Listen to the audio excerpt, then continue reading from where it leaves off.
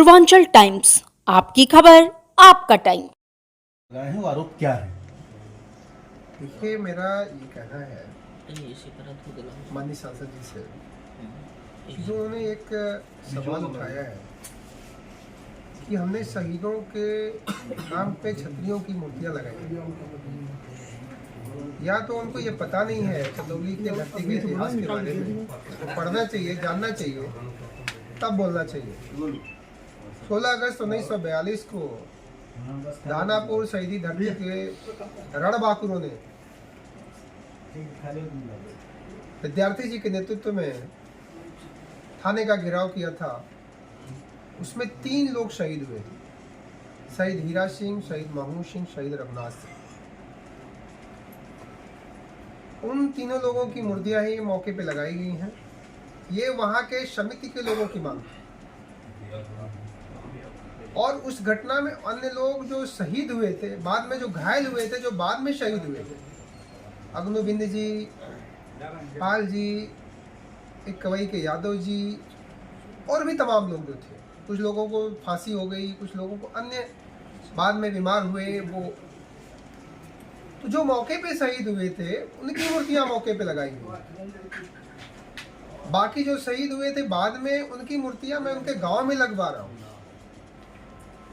और उसके बाद 28 अगस्त 1942 को हमारी इसी चंदौली के धरती के सैयद राजा की धरती के रणबांकुरों ने फिर भारत माता का झंडा फहराने के लिए थाने पे घेराव किया।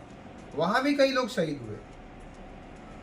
माननीय सांसद जी को उन स्थलों का निरीक्षण करना चाहिए, देखना चाहिए, समझना चाहिए, उसके बारे में पढ़ना चाहिए, तब यह बात कहनी चाहिए। और हम लोग कभी भी जाति के हिसाब से काम नहीं करते। जो शहीद है उसके लिए अगर हमने काम किया है तो ये मेरा सौभाग्य है। जनता ने मुझे ऐसा चुना कि मुझे सौभाग्य मिला कि मैंने उस पर काम किया। और अगर मैं जाति पे काम करता तो सैयद राजा से नहीं, सकलडिया से मैं निर्दलीय विधायक नहीं होता। लगातार ये जनता देखिए क्या है, यहाँ पे कुछ लोगों के लिए क्रेडिट लेने का भी होड़ लगी हुई है। एक तो वो राग लापते हैं कि मेरी सांसद निधि का काम मुझे नहीं करने दिया जा रहा है। दूसरे ये कहते हैं कि इस योजना को हमने कोशिश करके पास कराया। कोई भी योजना एक दिन में पास नहीं होती, इतना ज्ञान तो सबको होना चाहिए। कोई भी चीज़ें एक दिन में नहीं होती। चाहे हमारे चमनिया और हमारे देश में उसने बहुत अत्याचार किया। इतिहास में हम लोगों को बताया गया, हम लोगों ने पढ़ा भी है।